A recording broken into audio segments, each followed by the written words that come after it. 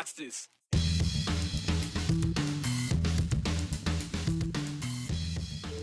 Monday, the 3rd of July. Let's do this thing. Words matter. They dictate the reality we live in. And a citizens group thinks that the Idaho Attorney General is using words in a wrong way to describe their new ballot initiative. Our Andrew Bartline dives into the lexicon backlash. Here we have Idaho. On this day in 1890, Idaho officially joined the United States of America.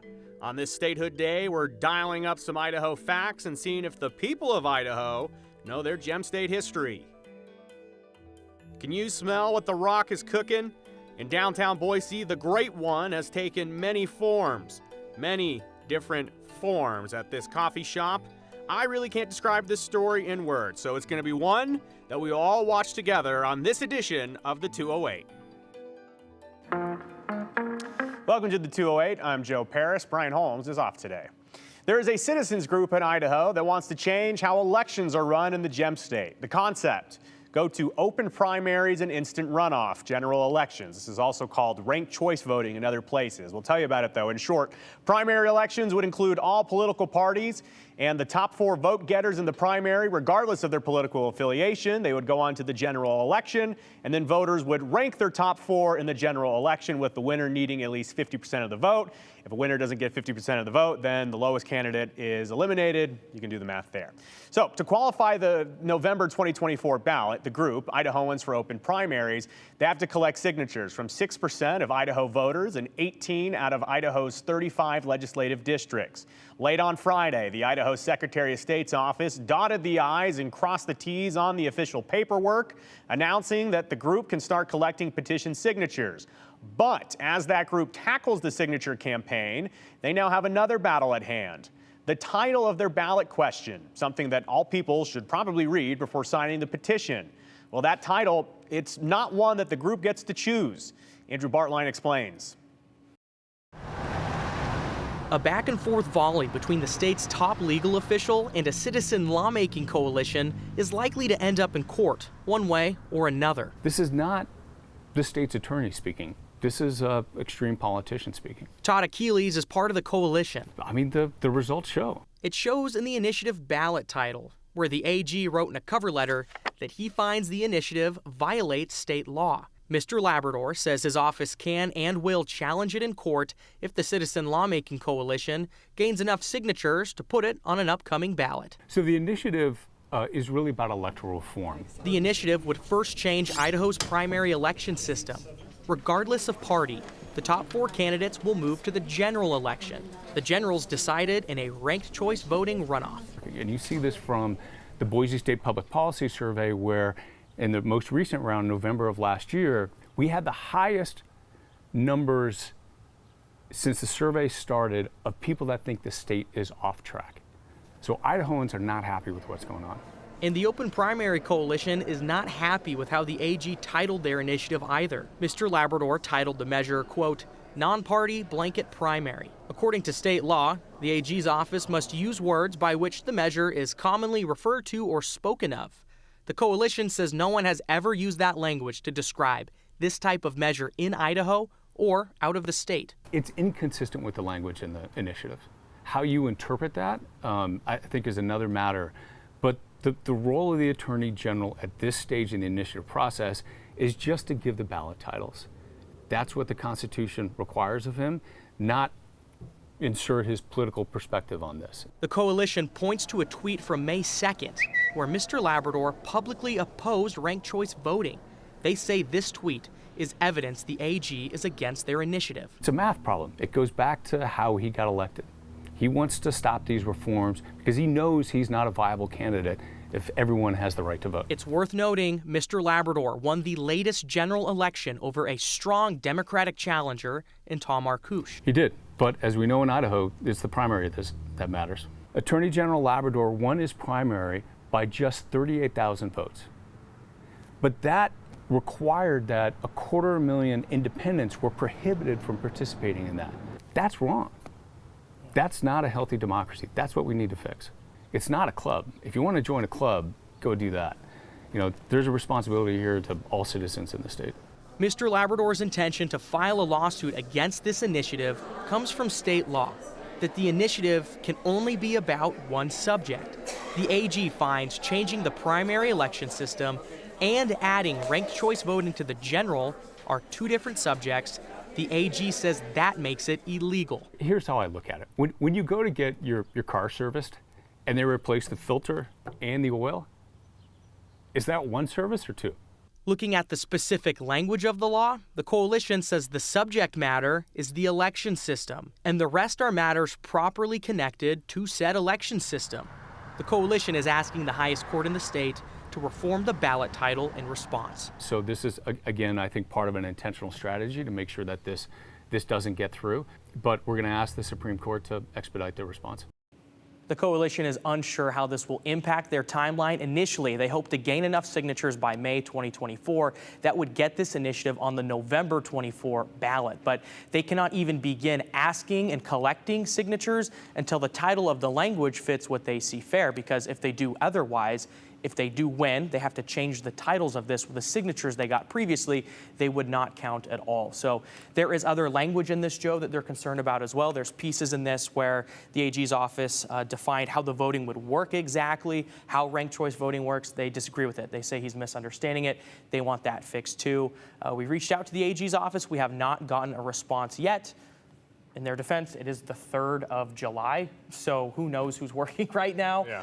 But we are still waiting on a response from the AG's office. Certainly interesting, and if you are the campaign, from their perspective, it's interesting because as soon as you get that answer last Friday, hey, you guys can go get signatures, you'd think they'd want to be out the door and start doing things right away. But as you just highlighted, which I hadn't thought about, if they get the signatures under a different title and then they want it changed, they'd have to start over. So yeah, very intricate government process. We'll follow it closely. Andrew Bartline reporting. Thanks, Andrew.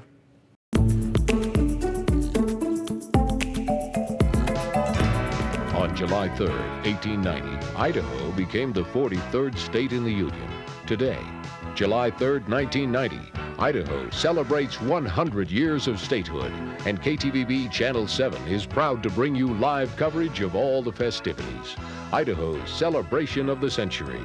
Celebrate Idaho, it's a century old. Look around and enjoy what you see. Build a beautiful home where our children can grow. Celebrate Idaho. Celebrate Idaho. I'm speechless. Today, though, Idaho is 133 years old, not 100, but we had to play that jingle for you on Idaho Statehood Day from the iconic Idaho Centennial Celebration. That was my favorite part of it. But yes, as you just heard, on this day in 1890, the state of Idaho officially became the 43rd member of the Union of the United States of America. So, how did we even get here? Well, in 1863, President Abraham Lincoln, the guy with the tall hat, he signed a congressional act making Idaho an official territory in the United States. But as you can see, Idaho looks a little different than what we know today. The territory in 1863 was much larger, covering all of what is now today's Montana, Wyoming, and parts of North and South Dakota. Combined, the territory was 1/4 larger than Texas. Today, Idaho is smaller at over 83,600 square miles, but it is still larger than all 6 New England states combined. There's a fun fact. But back to the history. 27 years after Idaho became a territory, President Benjamin Harrison officially proclaimed Idaho the 43rd state in the Union on July 3rd, 1890. What we now know as Idaho Statehood today. And there isn't always a big celebration like the Centennial, maybe because it is the day before Independence Day, but 33 years ago on this day in 1990, Boise became the center for Idaho's Centennial Celebration of Statehood. Of course, thousands of people enjoyed the week-long celebration, which included parades, speeches, music, a flyover, and more. And KTVB there, oh yeah, we brought you all the action back in '90. Quite a birthday party for the state of Idaho. Well, today we don't have all the fanfare, but we did do some celebrating of our own in downtown Boise with some Idaho trivia. Great to see all of you out there with your families. Let's see how well you know Idaho.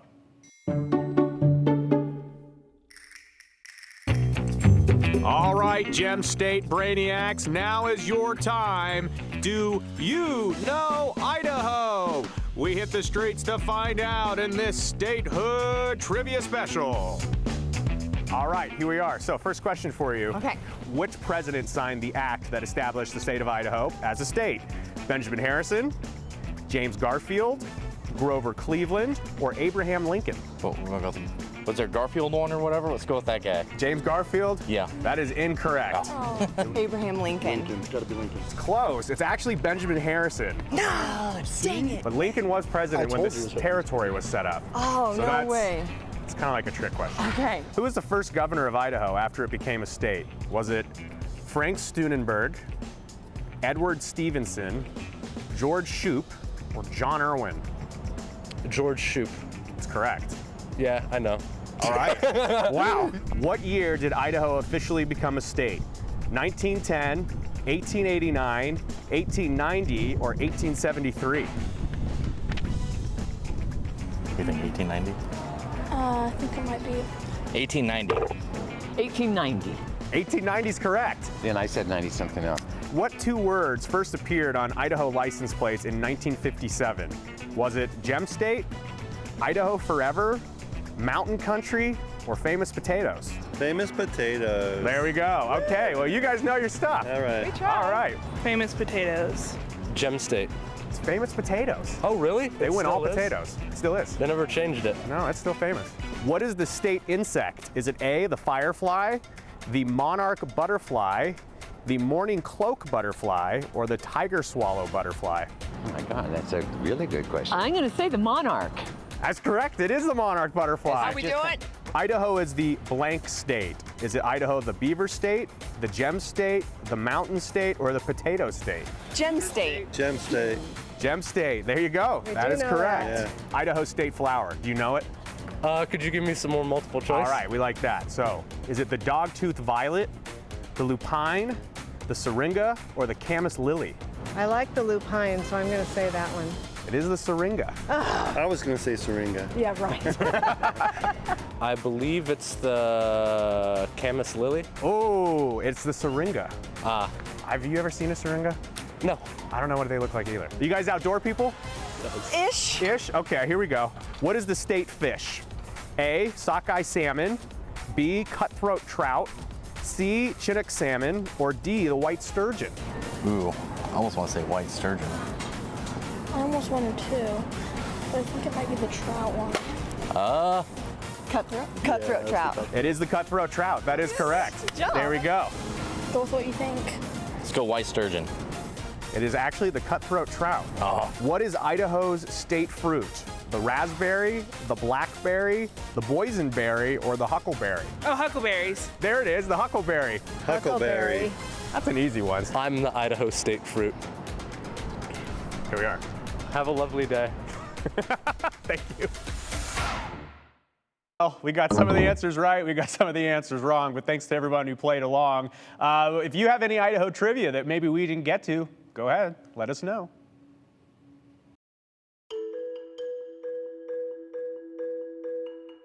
An iconic face is becoming commonplace in a downtown Boise coffee shop. The most electrifying man in sports entertainment seems to be hanging around in some form or another, and he just keeps showing up. What am I talking about at all? You will have to stay tuned. While you watch, maybe there's something else you want to share with us. You can text me right now, 208-321-5614. Please be sure to include your name and hashtag the 208. Keep it clean, and we will get to some of these live at the end of the show.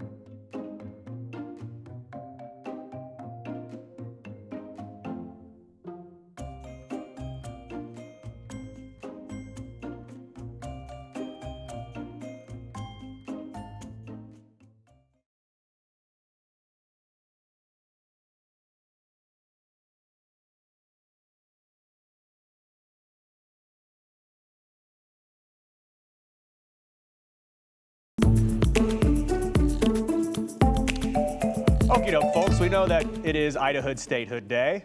Congratulations to all celebrating. But did you also know it's also International Drop a Rock Day?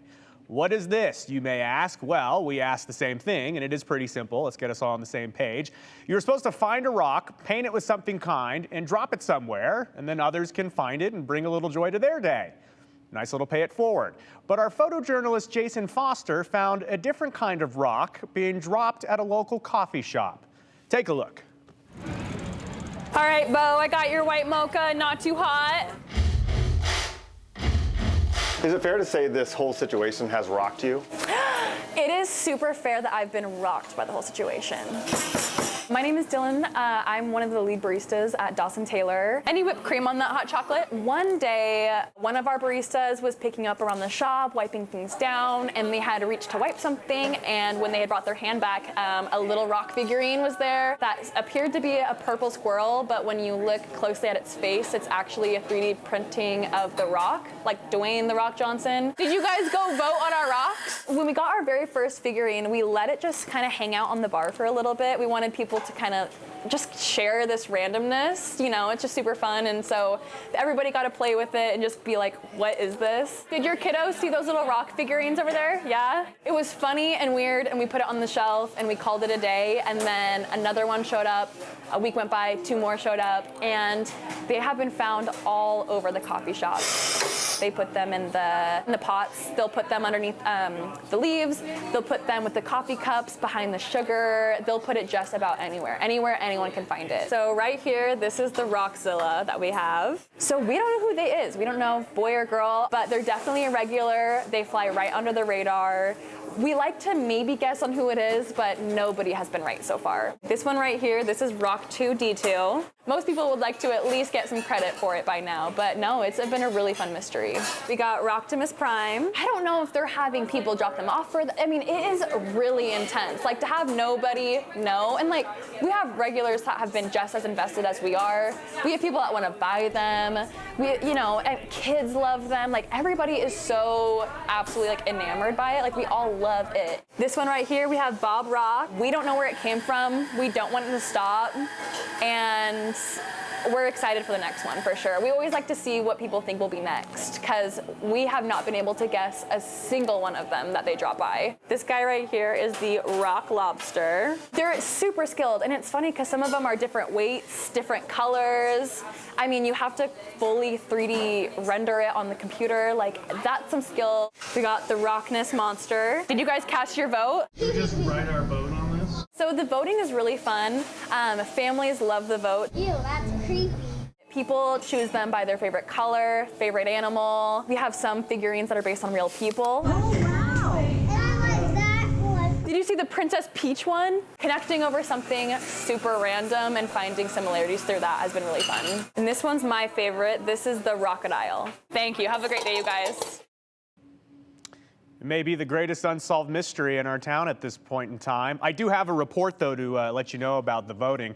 Princess Peach the Rock was barely edging out Rocktimus Prime in today's voting. And whenever a barista leaves the coffee shop or they move, they actually get to choose a rock to keep with them and, you know, remember everything there. But you got to get down there and see these in person. I was there this morning. They're very intricate. You never know, though, when the rock will pop up in a new form. And Dwayne, if you're watching, just come visit us. We'd love to talk to you.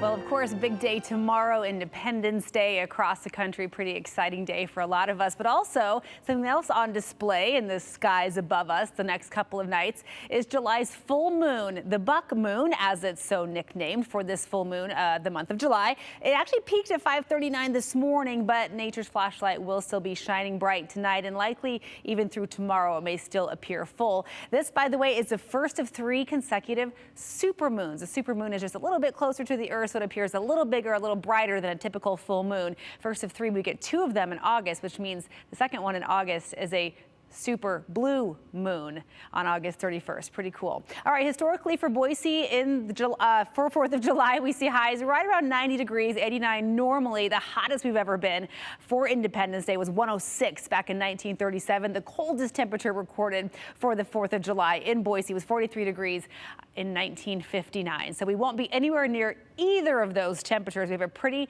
seasonable July 4th coming our way tomorrow. Today it is hot, 93 degrees, the current temperature in the City of Trees, not a cloud in the sky as we look out from Skycam 7, and a northwest wind at 18 miles per hour. That's a pretty good clip. It'll feel refreshing out there. But of course, wind heading into the big day of fireworks tomorrow with dry conditions, not necessarily the best news. And I do think the wind will persist into our Tuesday. Temperatures across the rest of the region well into the 90s for the Treasure Valley, upper 80s in the Magic Valley, 82 in Haley right now, mid 70s for McCall and Stanley. So we do have a little bit of moisture sneaking in from the south. You can see in far southern Idaho, right along the Idaho-Nevada border, some thunderstorms firing off and a couple of very isolated showers in the mountains. But most of that activity stays well to the east of us. We're kind of sandwiched in between an area of lower pressure to our north, higher pressure to the south. That's what will make for the wind tomorrow. But generally, Independence Day will be really nice looking outside of the possibility for some of us of some smoke in the air, some haze that will sneak in tomorrow